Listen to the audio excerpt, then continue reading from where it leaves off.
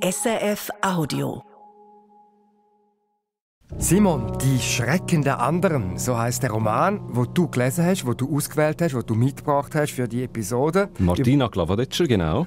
Da ist die Autorin. Also da geht es laut dem Titel um die anderen. Hat das Buch trotzdem irgendetwas mit dir bzw. mir zu tun? Irgendwie schon, weil es geht mindestens unter der Oberfläche ganz viel um die Schweiz und um die Vergangenheit der Schweiz. Und das hat irgendwie mit uns schon etwas zu tun. Ja, das würde ich auch meinen. Die Autorin, eben Martina Glavadetscher, bekannt Schweizer Buchpreisträgerin, die haben wir schon mal im Podcast gehabt mit ihrem Buch «Vor aller Augen» über Frauenfiguren auf berühmte Gemälde. Dort mal bist du ziemlich begeistert von dem Buch, da mag ich mich noch erinnern. Wie viele Begeisterungspunkte gibst du das mal von 0 bis 10? Solide 8 oder 9, das ist ein super Buch. Das hat mir sehr viel Spass gemacht. Es hat auch sehr viel ausgelöst bei mir beim Lesen.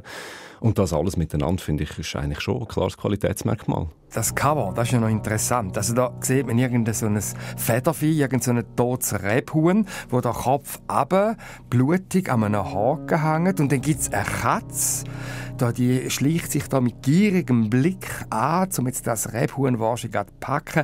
Das Ganze wirkt so ein bisschen wie ein Gemälde aus dem vergangenen Jahrhundert. Was hat jetzt das Bild mit dem Buch zu tun? Ja, also das mit den vergangenen Jahrhunderten, das passt ganz gut, weil eben es geht ja um die Vergangenheit. Es geht unter anderem um die Verstrickungen von der Schweiz in Nationalsozialismus in der Zeit vom Zweiten Weltkrieg. Also es hat etwas sehr Grausames, das Bild, und es kommen durchaus Figuren mit grausamen Anwandlungen vor in dem Buch hinein. Okay, bin ich gespannt. Martina Glavadetscher, «Die Schrecken der anderen».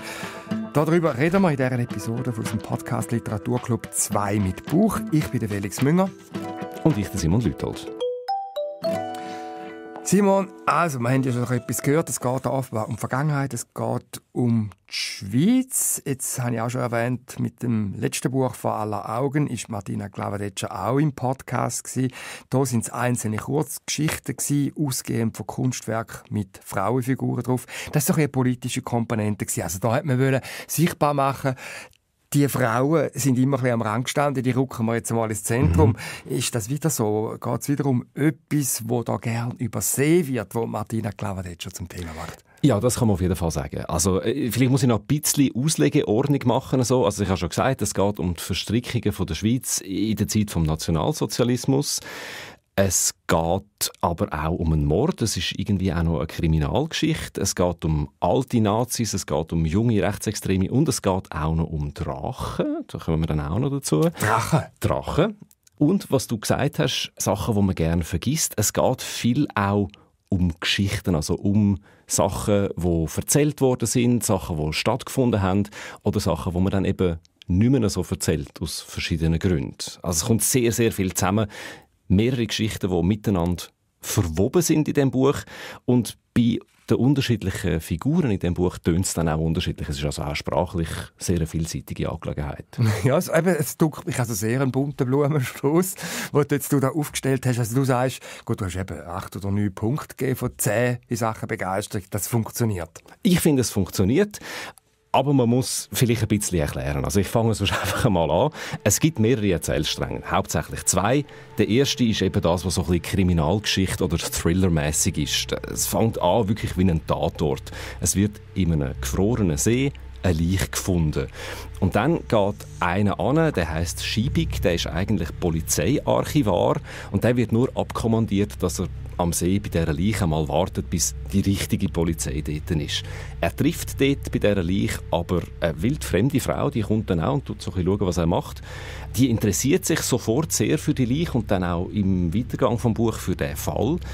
Also die hat einen Namen, aber die wird eigentlich vor allem die Alte genannt. Und die beiden, der Schiebig und die Alte, die werden so ein bisschen fast ein ausserpolizeiliches Ermittlerduo im Fall von dieser Leiche. Das ist der erste Erzählstrang.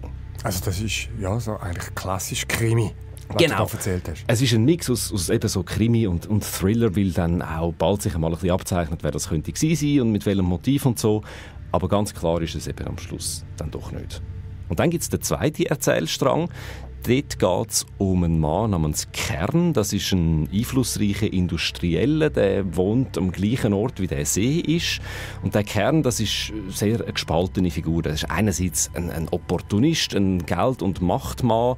Der ist auf Expansionskurs, der verkehrt in so mächtigen Kreisen, hat viel Geld. Und ist andererseits aber auch ein Plagter. Er ist irgendwie immer ein bisschen krank. Es fängt an damit, dass immer so komische Bilder erscheinen vor den Augen. Seine Bilder verschwimmen im Auge. Er steckt in einer tiefen Beziehungskrise und, was besonders schlimm ist, er hat eine bösartige, alte, bettlägerige Mutter, die bei ihm auf dem Dachstock wohnt. Und die tyrannisiert ihn? Die tyrannisiert ihn, die kommandiert ihn komplett umeinander. Also die hat sein Leben und das Leben von seiner Partnerin komplett in der Hand. Und die Fäden, wie sich dann zeigt, noch viel weiter als über das Familienleben aus. Also kommt er nicht weg von deren, oder wieso hat er so eine Mutterbindung? Es ist ein enges Beziehungsgeflecht und da kommt jetzt eben schon wirklich auch die Geschichte, also die historische Geschichte mit ins Ding hinein. Die haben Verflechtungen, das zeigt sich dann wirklich weit zurück bis in die nationalsozialistische Zeit. Die Mutter, das ist wirklich ein übler Charakter. Das ist ganz eine gefürchtige, fast ein bisschen wie eine Lady Macbeth, die so im Hintergrund die Strippen zieht. Das liest sich auch ganz unangenehm, wenn sie redet. Und dazu habe ich dir ein Beispiel dabei, musst du jetzt einmal hören. Brummen verlässt ihren Mund. Und in einem plötzlichen Erdbeben setzt sich die Mutter auf. Wutentbrannt kippt der Bergkamm hoch, türmt sich wie eine Gebirgsfaltung und sie öffnet ihre runzeligen Lider. Ich frage mich, wer hier alles wieder in eine klare Ordnung bringt. Im Osten geben sie den Takt vor, sogar im Orient. Aber hier ist alles zu einem weinerlichen Wildwuchs geworden. Nicht mal mehr unseren Vereinsruf dürfen wir sagen. Nein, hoch, hoch, hoch heißt es jetzt. Hoch, hoch, dreimal hoch. Dass ich nicht lache. Und das ganze Gremium macht mit. Aber die Vögel haben ja keine Ahnung. Mit Schrot die Tauben vom Dach. Peng, Kugelhagel. So lernen sie es. Schnäbelchen wetzen, Schnäbelchen füttern, mit den Schnäbelchen picken. Picken sie doch bloß nach Brosamen. Kleine Fische, Mäuschen nur. Na, grüß dich Gott. Du lieber Frühling, sag ich da lieber. Komm ins Feld und komm ins Haus. Lass am Himmel die Sonne scheinen. Verjage den Winter endlich. Amsel, Drossel, Fink und Star. Sollen sie doch. Aber wehe, du folgst dem fremden Gefieder. Wehe, du kannst den Mund nicht halten, du. Flügge, Flügge, hörst du, Sohn? So keimt in der richtigen Erde der falsche Kern. Flügge, Flügge. Das ist Betrug am Blut. Hörst du mich? Betrug am eigenen Blut. Sie verstummt. Das Muttergestein wird schwer.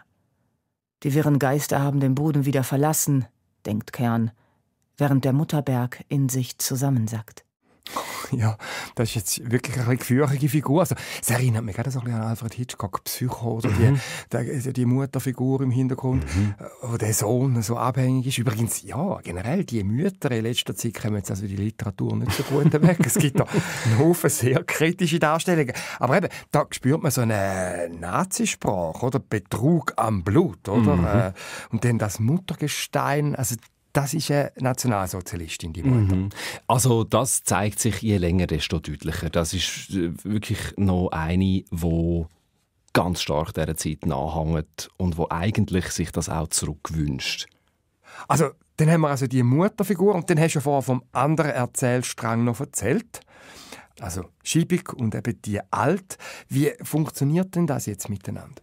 Ja, es ist so, dass die beiden Erzählstränge natürlich immer näher zusammenkommen. Man merkt dann eben irgendwann, dass die Alte sich eigentlich vor allem für den Kern und seine Familien interessiert und gar nicht so fest wirklich für die Leiche, die da im See auftaucht ist.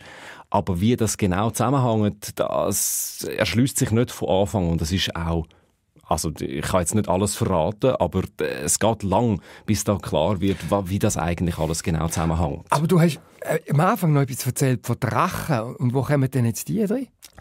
Drachen, das ist ein wichtiges Stichwort, weil die gehören in die Region. Also Der Ort, wo die Martina Glavadetscher die Geschichte erzählt, der heisst Oedwil. Das ist ein erfundener Ort.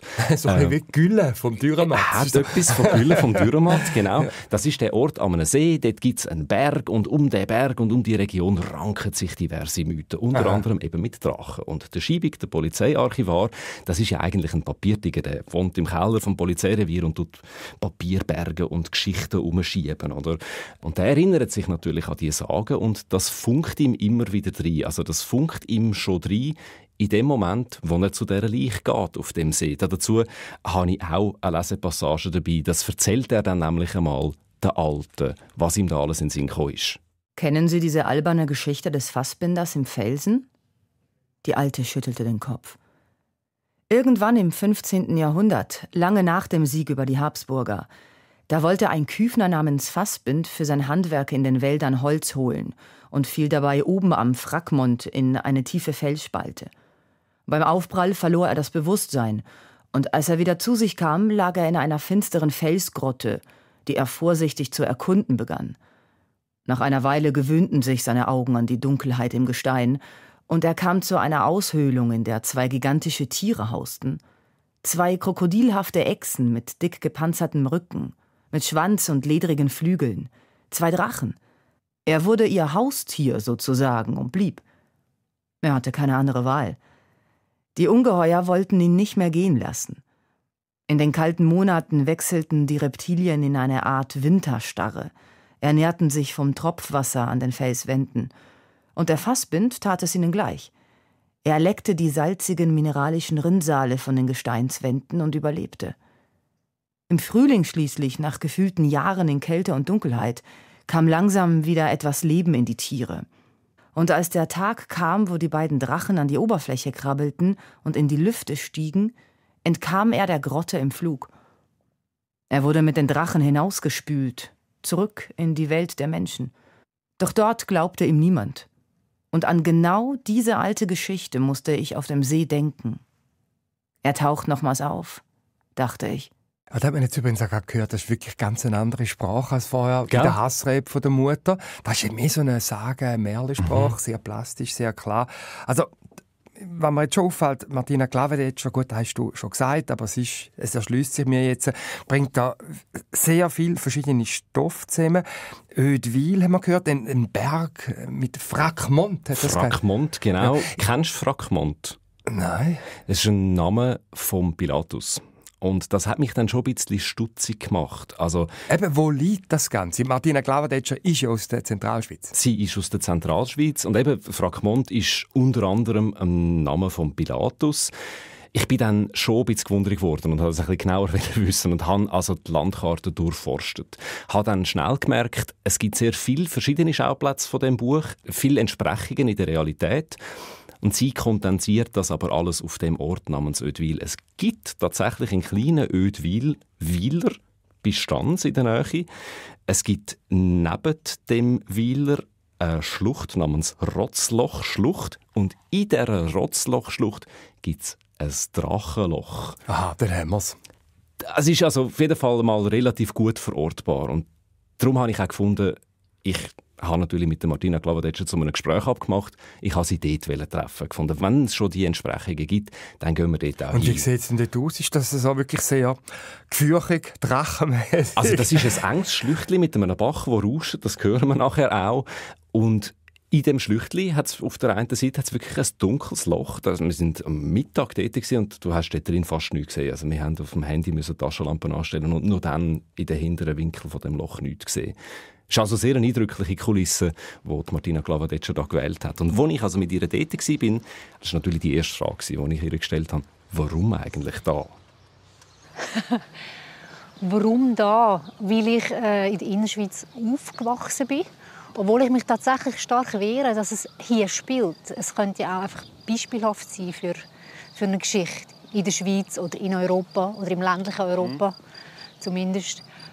Und ich glaube tatsächlich ist es ein Konglomerat, eine zusammengepresste Art und Weise, wie das an einem Ort stattfindet. Also ich werde gewisse Elemente genommen und zusammengepresst an einem Ort. Und darum wirkt es vielleicht auch so irritierend, dass man dann suchen will, ja, das könnte dort stimmen und das könnte dort anpassen. Ich finde auch interessant, dass man das oder dass es passiert, wenn Menschen das lesen, dass man es sofort örtlich irgendwie festmachen will. Oder wo war es das gewesen? Könnte das stimmen? Könnte es nicht stimmen? Und ich glaube schon, das Land, oder wenn wir jetzt irgendwie Landmassen, Orte, Lokalitäten, wie es ursprünglichste sind, also was ist älter als Stein? Das bleibt, wenn wir tot sind, 2000 Jahre später, sind die Berge noch da. Und wenn dort eine Höhle ist, ist die wahrscheinlich auch noch dort. Und wie eine Geschichte mit dieser Höhle zusammenhängt, darum jetzt auch das Drachenloch, dann bleibt das so lange. Ich meine, wenn man Geschichten vielleicht an Ort festmachen kann, an physischen, geologischen Sachen, haben es länger. Ja, und ich meine, das verstand ich total, dass Martina Glavadetscher sich da dagegen wehrt, dass man sie da will auf einen spezifischen geografischen Ort festlegen. Ich kenne ja keine Schriftstellerin und keinen Schriftsteller, der da anderer Meinung wäre. Ja, natürlich. Aber das Interessante ist natürlich eben schon auch, weil sie sagt, dass man dann nach dem sucht, oder? Wo gibt es Anklänge an die Realität? Und wie sieht denn das aus? Also es ist ja sehr allegorisch, die Drachensage oder eben auch die Mutter, die mit diesen Blut- und Bodensprachbildern arbeitet. Gibt es denn konkrete Anlässe und Anhaltspunkte jetzt auch vielleicht über das Drachenloch raus? Ja, also die gibt es schon. Ich meine, vor allem findet man die eben bei der Familie vom Kern, also bei dem inneren Erzählstrang. Die Familie, das zeigt sich dann, genau, das ist der Kern mit der bösen Mutter. Die Familie ist schon in so dubiose Gesellschaften und Machenschaften verstrickt. Und das ist alles nicht nur erfunden. Also da gibt es diverse Belege davon, wo man jetzt auch so in den letzten paar Jahren, es sind ein paar Sachen, die in diesem Buch vorkommen, auch durch die Medien gegangen. Ein Stichwort ist zum Beispiel die sogenannte Deutsche Winterhilfe. In diesem Zusammenhang ist vor ein paar Jahren in Zeitungen über geheime Credit Suisse Bankkonten spekuliert worden, wo Milliarden Beträge rumliegen, die während dem Krieg dort gebunkert worden sind von Nazis, um in schweren Zeiten das wieder aufleben zu lassen.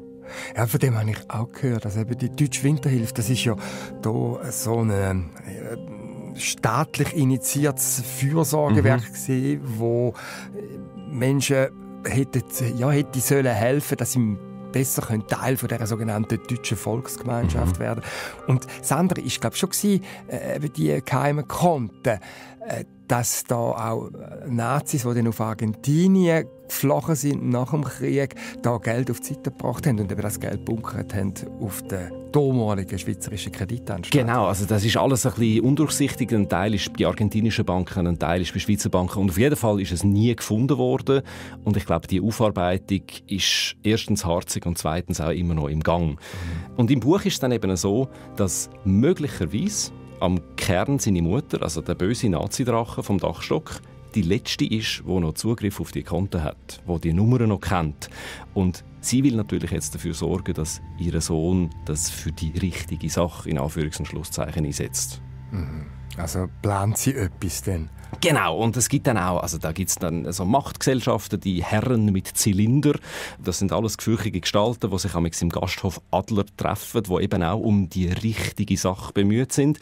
Der Kern ist auch Teil von dem Club. Die spannen auch zusammen mit der sogenannten Grossen Volkspartei und lassen sich unterstützen, mindestens unter dem Deckel, lassen sie sich unterstützen von den jungen Rechtsextremen. Die heissen im Buch «Die junge Aktion». Also es gibt schon diverse Allusionen also an die Realität. Es kommt zum Beispiel auch noch ein Nazi-Denkmal vor. Das muss ich mal vorstellen, das gibt es tatsächlich in der Schweiz. Das steht in Chur. Ja, von dem habe ich gehört. Also da hat SRF sogar mal vor ein paar Jahren darüber berichtet. Das ist auf einem Friedhof, irgend so ein Steinquader. Und dort, der Nazi-Stein von Chur. Ja, genau. Eigentlich unglaublich. Und dort sind erst Weltkriegssoldaten, die dort mal interniert waren in der Schweiz und dann gestorben sind, hat man dort beerdigt. Und das hat sich dann so eingefügt zur Zeit vom Nationalsozialismus in den ganzen Altkämpfer, Soldaten, Heldenmythos, wo so zur Nazi-Ideologie gehört hat.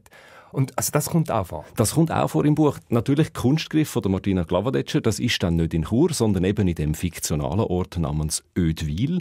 Und die Schiebig und die Alte, die gehen auf ihren Ermittlungen das Denkmal anschauen. Dazu, wenn du magst, habe ich auch noch eine Textstelle dabei, was dort passiert, wo sie das sehen. Etwas abseits, auf 4 Granitplatten, steht dort ein großer Block. Der Monolith ist nordseitig von Moos überwachsen und wirkt generell viel dunkler als die anderen Steine. Er wurde offenbar nicht gereinigt, eher bewusst vernachlässigt. Schiebig geht näher heran und steht jetzt vor dem fast schwarzen Würfel. Auf den ersten Blick ist keine Inschrift erkennbar, also geht Schiebig mit dem Gesicht ganz nah heran und findet Erhebungen, ein Muster. Nein, es sind Flügel, es ist ein Vogel, denkt Schiebig und erkennt ihn erst spät. Ein Reichsadler, flüstert er und spürt, wie die Alte neben ihn tritt. Vom Volksbund für deutsche Kriegsgräberfürsorge. Es ist ein altes Denkmal für gefallene Soldaten, sagt sie, und Schiebig schaut die Alte von der Seite an. Hier, sagt Schiebig und fährt mit der Hand über eine Stelle am Steinwürfel. Hier wurde etwas eingeritzt. Die Alte folgt seinem Blick. Tatsächlich wurde an der Rückseite des Monoliths die verwitterte Schicht mit einem Gegenstand weggekratzt.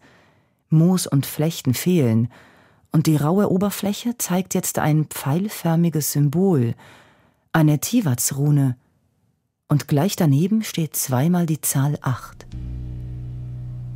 Du, sag mal, also das ist ja hochinteressant, aber in dem Roman am Anfang gibt es ja die ominöse Todperson da in dem See. Ist denn die jetzt einfach weg? Nein, der ist ja der Anlass, der Tote, für die Schiebig und die Alte, zum überhaupt anfangen, ermitteln und schauen. Aber es ist natürlich klar, oder die Alte, die interessiert sich viel mehr jetzt eben für die Symbolik von diesen Runen und all dem Zeug, das da auf dem Nazi-Denkmal eingeritzt ist, und für die ganzen untergründigen Vorgänge, die am Laufen sind. Weil eigentlich, da kommen wir dann schon so ein bisschen auf die Schlich, die alten Ideologien, die sind alle noch da, die sind am Brodeln im Untergrund und die warten eigentlich nur, bis es vorbrechen. Umsturz? Genau, es wird auf eine Art ein Umsturz geplant. Und ich meine, also wenn man das jetzt so aufzählt, das wirkt ja alles sehr abstrus. Es ist eigentlich zu abstrus zum Wahrsein. Aber alles, was so besonders an den Haaren herbeizogen wirkt, das sind Sachen, die in der Realität tatsächlich rum sind, wo man findet. Und das hat mich schon noch verblüfft. Und ich wollte von Martina Glavadetscher wissen, wieso sie denn das jetzt eigentlich alles zusammennimmt. Also wieso sie die Geschichte zusammennimmt von dem Toten mit den historischen Sachen, die belegbar sind, dann noch mit diesen Drachenmythen, warum das alles zusammenkommt. Warum ich alles zusammenbringe, ist einfach ganz simpel der Grund, weil alles noch da ist. Ich glaube, es ist ein Irrglaube, dass, wenn historisch etwas vorbei ist, dass es abgeschlossen ist und weg für immer. Das ist tatsächlich wie eine geologische Schichtarbeit, wenn wir stehen auf der Vergangenheit. Und wir können nicht so tun, als wäre das alles nicht um. Also die Mythen der Drachen sind immer noch präsent. Das Drachenloch ist da. Dann hat es Vereine gegeben während dem Nationalsozialismus. Das ist nicht aufgearbeitet worden. Das tut bis ins Heute rein noch ihre Fühler ausstrecken. Das ist immer noch da.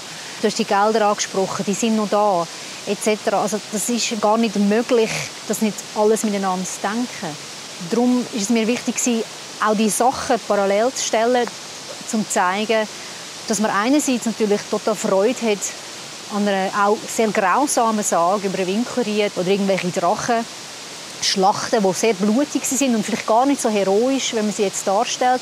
Gleichzeitig, dass man über den Zweiten Weltkrieg einfach schweigt zum Teil. Obwohl die Aufarbeitung passiert ist, ist sie in der öffentlichen Wahrnehmung nicht wirklich präsent.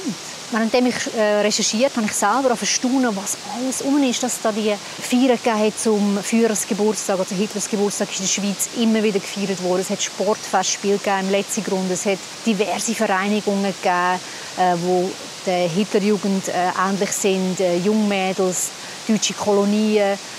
Viele Leute haben regelrecht gewartet, dass Hitler einmarschiert und die Schweiz angleicht an Deutschland. Und wenn man sich dem nicht bewusst ist, dass das auch immer da war und immer da geschlummert hat, kann man auch mit der Gegenwart nicht entsprechend umgehen, denke ich. Und auch hier nicht in einer Schuldzuweisung, aber ich glaube, man muss sich dem einfach bewusst sein, auf was für eine Vergangenheit wir stehen. Also es gibt ja eben auch die Gruppen im Buch, wo man merkt, die sind eigentlich nur darauf warten, dass es wieder vorkommen könnte. In dem Moment, wo entweder das Geld dafür wieder da ist oder wo die Öffentlichkeit sich genug ins Vergessen gedrückt hat. Ja, ins Vergessen gedrückt hat oder auch, was man jetzt sehr gut beobachten kann, dass das Dulden wieder so groß wird, was eine riesige Gefahr ist, dass man einfach wieder duldet, dass, wenn sich die Grenzen vom Akzeptablen wieder sanft verschieben, was jetzt passiert, was kann gesagt werden, was kann gemacht werden, wenn das sich schleichend wieder verschiebt und die Duldung von dieser Verschiebung so groß wird, dass plötzlich wieder das Unvorstellbare da ist, ich glaube, dann wird es einfach gefährlich, ja. Also die Vergangenheit kennen, um auch wissen, was man mit der Gegenwart soll machen und auch für die Zukunft gerüstet sein. Ich meine, das ist ein Binsenwort, das Martina Klawadetscher sagt, aber ich glaube, die kann man nicht genug wiederholen. Ich habe aber jetzt auch das Gefühl, wenn ich dir und jetzt auch ihr zugelassen habe, das ist ja auch eine enorme Recherche dahinter, wo sie da gemacht hat. Also da extrem viel gegangen. Ja, das ist wahnsinnig lang gegangen. Und Martina Klawadetscher hat mir auch erzählt, dass es wirklich eine Belastungsprobe war für sie. Es hat mich fast vermutet, tatsächlich. Es war sehr streng, die Recherche. Und es ist auch das Ansammeln von diesen grauvollen Zeitzeugnissen. Einerseits Geschehnisse, auch Sachen, die eben wie verdrängt worden sind, die da immer noch überall herumschlummern. Das Schlimme ist, glaube ich, dass man irgendwann anfängt, ein Sensorium dafür zu haben, dass man, oder sagen wir so, man hat einen Filter, dass man nur noch das sieht, überall. Und das fängt einem, mir ist dann auch wirklich recht schlecht gegangen, zeitweise. Und es war nahezu eine Erlösung, wo das Buch fertig war. Aber das Ganze ist natürlich dann auch ein eminent politisches Buch. Das finde ich auch. Also für mich ist es ganz klar ein politisches Buch. Eben, sie sagt, es ist so eine Art Freischreiben von etwas, was sie schon seit sehr, sehr langem umtreibt. Sie hat mir erzählt, dass trage sie sich eigentlich seit etwa 30 Jahren damit. Das hat ja auch mit Ereignissen aus ihrer Jugend in der Innerschweiz zu tun. Für mich ist völlig klar entschieden, das ist ein politisches Buch. Sie ist sich, glaube ich, selber nicht so ganz sicher. Sie will es nicht unbedingt nur auf das bezogen haben. Aber ich habe dann schon einmal ein bisschen nachgebohrt und habe sie gefragt, ja, aber was dann da dahinter steckt. Weil ich habe schon das Gefühl, es hat mit einer relativ grossen Besorgnis um die Welt zu tun. Und das hat sie schon bestätigt. Ich glaube, ich bin permanent besorgt um die Welt. Ich kümmere mich um die Welt, um Europa, um die Schweiz. Aus dem simplen Grund, weil ich sie einfach auch gerne habe. Also James Baldwin hat es so schön gesagt, die Rolle vom Künstler oder von der Künstler ist die gleiche wie vom Lover. Wenn ich dich liebe, dann muss ich dir doch unbedingt zeigen, was du nicht siehst, was du jetzt noch nicht wahrnimmst. Und ich finde das wunderbar. Ich glaube, es geht ein bisschen in die Richtung, dass ich mir wünsche, dass man die Welt oder gewisse Sachen in der Welt verknüpft oder wahrnimmt aus einer anderen Perspektive, dass man wieder vielleicht klarer sieht und dann auch fähig ist, entsprechend zu handeln. Und vielleicht eine weitere Gemeinsamkeit zwischen der Künstlerin und dem Lover ist vielleicht auch, es braucht ziemlich viel Ausdauer manchmal. Auf jeden Fall. Ja. 300, wie viel hat es da? 337 Seiten. Ja. Ja, das ist jetzt so mitteldick. Mich dunkt es aber, es ist sehr viel Stoff drin. Ja. Wahrscheinlich ist das Ganze dann auch recht verdichtet, wobei die Textstellen jetzt nicht nach dem tönt haben. Sag mal, wie ist die Leseerfahrung? Da sind 337 Seiten umgekehrt. Ja, die ist gerade umgekehrt. Die Leseerfahrung ist super. Also, du hast schon recht, oder? Es ist natürlich verdichtet. Es ist zum Teil auch von den Bildern her sehr, sehr stark aufgeladen. Aber ich finde, also, man liest das sehr schnell. Es ist mit sehr viel Zug erzählt. Es gibt auch viel Plot. Das ist natürlich ein cleverer Schachzug, dass es ja anfängt eben mit der scheinbaren Kriminalgeschichte, mit dem Fall von dem Toten in dem See. Der wird am Schluss auch aufgelöst, aber eben, das kann ich jetzt nicht alles verraten.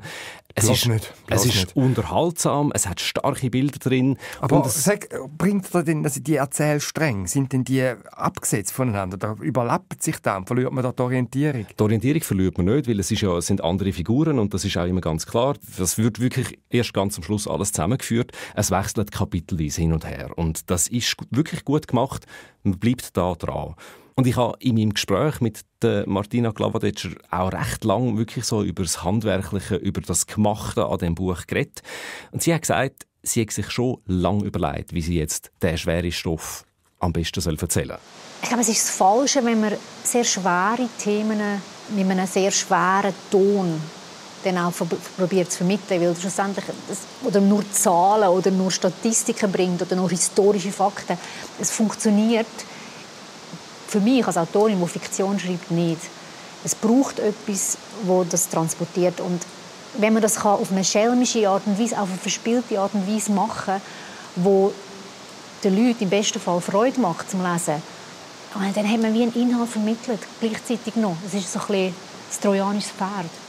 Und in cleverer Anlehnung an Dürrenmatt ist auch da der Krimi oder die Detektion ein Vehikel, um den Zug oder um das Tempo zu generieren. Ich glaube, es hat sehr viel, also einerseits natürlich auch mit der Sprache zu tun und mit dem Switchen zwischen den Kapiteln hin und her und zwischen den zwei Welten, was Tempo verursacht, aber auch der Drang nach der Detektion, nach dem Wissen, was ist passiert. Das ist wieder sehr früh etabliert mit dem Toten im Eis und dann will man es wissen.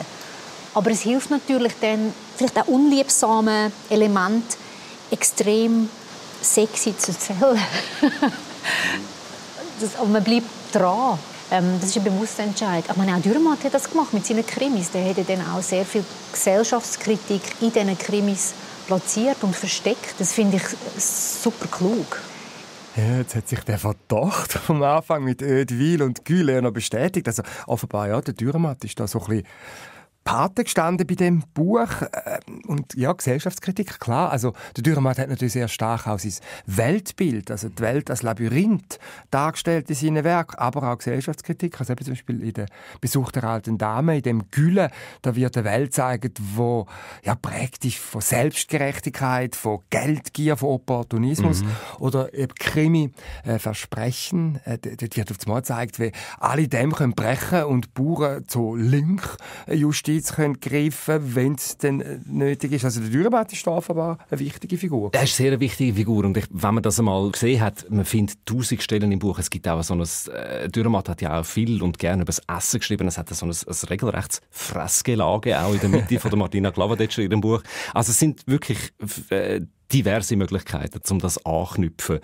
Und das hat sie auch gesagt. Also Dürrenmatt ist wirklich ein eindeutiges Vorbild von ihr. Sie ist ein ziemlicher Fan. Ich glaube, was jetzt im Fall von Dürrenmatt ist, dass er auch, und für das bewundere ich ihn mega, dass er es geschafft hat, die ganze europäische und Schweizer Hässlichkeit, die es manchmal schon auch gibt, auf so eine unterhaltsame, schelmische Art und Weise zu vermitteln. Wo bis heute, wenn man die Krimis liest, wenn man auch Justiz liest oder auch Durcheinandertal, was völlig irres Buch ist, denkt man, oh mein Gott, ich hätte so gerne gewusst, was wäre denn noch gekommen. Wie würde er heute schreiben? Und ich glaube, es würde so rocken. Ja, der Dürrenmatt rockt heute tatsächlich noch, finde ich auch. Also der Richter und sein Henker, der Verdacht, das Versprechen, das sind so schon Krimi, tolle Bücher, ja. Wo ich auch immer sehr gerne gelesen habe. Und ja, Durcheinandertal, dunkelt mich ein bisschen anders noch. Dort geht es ja mehr denn um so die groteske Überzeichnung, also seine Sicht von der Welt als Art, wo eben grotesk und der Zufall regiert. Da kann man lange mit der Vernunft dahinter gehen. Und ja, Justiz, das ist Krimi, wo sie noch gesagt hat, das ist mir darum geblieben, weil dort eigentlich so die Vorstellung ist, man kann die Justiz walten lassen und Gerechtigkeit schaffen, dass das eine grosse Illusion ist. Also Gerechtigkeit in einem übergeordneten Sinn lässt sich eigentlich gar nicht herstellen. Man kann aber danach vielleicht streben. Aber sag jetzt, Dürrenmatt rockt denn auch Martina Glavadetscher? Oder anders gefragt, ist sie denn so gut wie er? Das sind zwei verschiedene Fragen, finde ich. Ich finde, erste Antwort, ja, das rockt. Zweite Antwort, ich bin gar nicht sicher, ob sie den Vergleich würde eingehen. Ich finde, ja, aber wir könnten jetzt ja gleich machen. Es ist eine andere Art von Literatur, es ist ein anderer Anspruch dahinter, glaubst du. Ich habe mehr das Gefühl, es geht irgendwie um die Methode, um die Machart. Da sind die Bezüge von der Martina Glavadetscher auf der Dürrenmatt. Und ich glaube, da kann man es auch miteinander vergleichen. Ich glaube, das gelingt. Alles andere, das wäre irgendwie, glaube ich, anmassend. Und ich stelle mir vor, dass sie das auch nicht wollen würde, dass wir das so vergleichen. Also, Entschuldigung, Martina Glavadetscher für den Vergleich. Du hast am Anfang gesagt, 8 oder 9 Punkte bei der Begeisterung. Das heisst, da gibt es noch ein bisschen Luft nach oben. Also heisst, da wäre noch etwas zu bemängeln. Wir wären bei dem Traktandum. Ja, also es gibt vielleicht ein kleines Minus. Das ist etwas ganz Persönliches. Ich finde, in dem Ermittlerduo zwischen dem Schiebig und der Alt, dort wird es manchmal ein bisschen gar didaktisch. Also es gibt so Passagen, wo der Schiebig, habe ich das Gefühl, fast ein bisschen demonstrativ Sachen nicht versteht und auf dem Schlauch steht und sich muss Zusammenhänge erklären lassen, wo ich in dem Moment, wo ich das Buch gelesen habe, das Gefühl hatte, ich habe es schon verstanden. Also zum Beispiel der Realitätsbezug zu diesen Nazi-Geldern auf diesen ehemaligen CS-Konten, dass das wirklich gegeben hat, das muss man am Schiebig erklären im Buch. Das habe ich schon gewusst. Aber es ist mir völlig klar, das ist Geschmackssache. Vielleicht gibt es auch ganz viele Leute, die das nicht einfach so sehen würden. Du bist ein intensiver Zeitungsleser. Genau. Was mir aber wirklich sehr gut gefallen hat, ist, das habe ich vorhin schon gesagt, wie das sprachlich gemacht ist, also dass die unterschiedlichen Erzählstränge sprachlich anders gemacht sind, dass die unterschiedlichen Figuren anders reden. Und ich habe das auch wirklich attraktiv gefunden, die verschiedenen Sachen, die Martina Glavadetscher da zusammenführt. Und das hat auch Martina Glavadetscher selber gesagt, das sei für sie ein besonderer Reiz zwischen den Sachen, die es gibt, neue Bezüge zu schaffen. Überhaupt das Experimentieren mit neuen Zusammenhängen, dass man Sachen nicht rauspflückt und dann nimmt man das Zweite und man stellt es einander gegenüber und es entsteht eine Verbindung. Finde ich wahnsinnig interessant. Ich glaube, das ist auch schlussendlich besteht der Hauptteil von meiner Arbeit darin, Sachen rauszupflücken und in einen Korb zu tun, dass es wie neu arrangiert ist. Und all die einzelnen Sachen, die existieren, die kennen auch die Leserinnen und Leser von irgendwoher. Aber in dem Korb, den ich dann präsentiere, gibt es plötzlich einen komplett anderen Sinn. Und das macht wahnsinnig Spass. Das ist irgendwie nichts zu gestalten. Und im besten Fall haben wir dann eine ganz andere Sicht plötzlich vielleicht. Nicht nur auf den Korb, sondern auch auf die Welt, wo der Korb drin existiert. Es ist spannend, was sie sagt, oder? Eigentlich nimmt sie fast schon archetypische Themen oder eben Themen, die in der Sagenwelt vorkommen oder in der Historie und arrangiert die neu, verpackt sie sprachlich neu, tut sie in eine tolle Geschichte rein. Also ich finde das wirklich faszinierend, in dem Gespräch, das ich mit ihr, wie offen sie erzählt hat über ihre Arbeit. Das ist nämlich nicht ganz selbstverständlich, dass Autorinnen und Autoren sich so genau auf ihre Arbeitsfinger schauen lassen. Das habe ich super gefunden. Ja, und das gibt natürlich Einblick, den man vielleicht sonst nicht so hat. Sag noch, der Titel, «Der Schrecken der anderen». Also, ich glaube, ich ahne jetzt, was da damit gemeint ist. Also, es ist vielleicht der Schrecken, den man meint, ist in der Vergangenheit gewesen, ist in den Mythen gewesen, sind vielleicht Vorfahren gewesen. Aber eigentlich ist es ja die Sorge um die Gegenwart, um die Zukunft. Also, das heisst, das hat mit mir etwas zu tun. Es ist eben nicht der Schrecken der anderen, sondern er müsste auch mein Schrecken sein, korrekt? Sehr genau auf den Punkt gebracht. Ja, also das haben wir ja schon ganz am Anfang haben wir das schon darüber geredet. Oder es geht genau um das. Dass eben die Vergangenheit und die Geschichten, die da rum sind, vielleicht auch die unliebsamen Geschichten, die nicht so attraktiv sind, wie irgendwie actionreiche Drachensagen, die haben mit allen etwas zu tun, die gehen alle etwas an. Und das ist eben nicht nur der Schrecken der anderen. Und das ist, glaube ich, wirklich auch so der zentrale Punkt, wo die Martina Glavadetscher vermitteln mit dem Buch, dass man sich dem stellt, auch die Vergangenheit kritisch anzuschauen. Aber sie wird nicht so Didaktikerin mit dem Zeigefinger. Nein, also der Zeigefinger ist nicht wahnsinnig lang, sondern es liegt einfach alles da.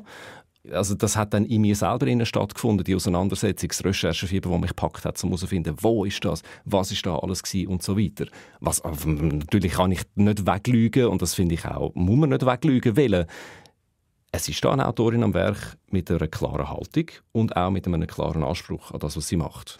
Wenn wir eine gute Zukunft haben für so viele Menschen wie möglich, muss man sich offen mit der Vergangenheit auseinandersetzen und auch wirklich, das ist ganz wichtig, ohne Schuld zu weisen, sondern mit einer Verantwortung. Sagen, okay, wir müssen darüber reden, was war gut gewesen, was wollen wir beibehalten von früher, was ist schlecht jetzt, immer noch, was wollen wir verändern und vor allem, was darf nie mehr kommen, was darf nie mehr passieren. Und dann auch die Mechanismen, die zu dem führen, erkennen durch die Vergangenheit, durch die Aufarbeitung der Vergangenheit, dass man wachsam ist und sagt, okay, da wird es jetzt kritisch, da fängt plötzlich der humanitäre Gedanke an zu verbröckeln, die Sprache verändert sich, dass man dann einfach echt die Alarmglocke läutet. Und zwar aktiv. Und darauf hinweist, dass jetzt etwas, glaube ich, in eine falsche Richtung geht. Simon, ich glaube, das lassen wir einfach so stehen, oder? Ja, auf jeden Fall, das wollte ich noch mal gesagt haben, klare Leseempfehlung. Das habe ich gemerkt und gespürt. Wir haben geredet über den Roman «Die Schrecken der anderen» von der Martina Glavadetscher. Rausgekommen ist das im Verlag CH Beck. Das war ja der Podcast Literaturclub 2 mit Buch, mit mir, Felix Münger. Und mit mir, Simon Lütold. Passagen aus dem Buch hat Vera Bommer gelesen, Produktion Barbara Peter, Sounddesign Serge Krebs. Und alle Angaben zu dieser Episode und auch zu den Büchern, die wir darüber geredet haben, findet man auf srf.ch/literatur. Und damit, ciao zusammen. Tschüss.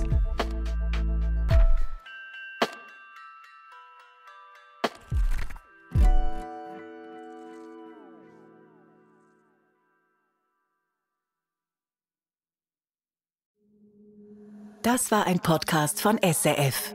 Produziert im Auftrag der SRG.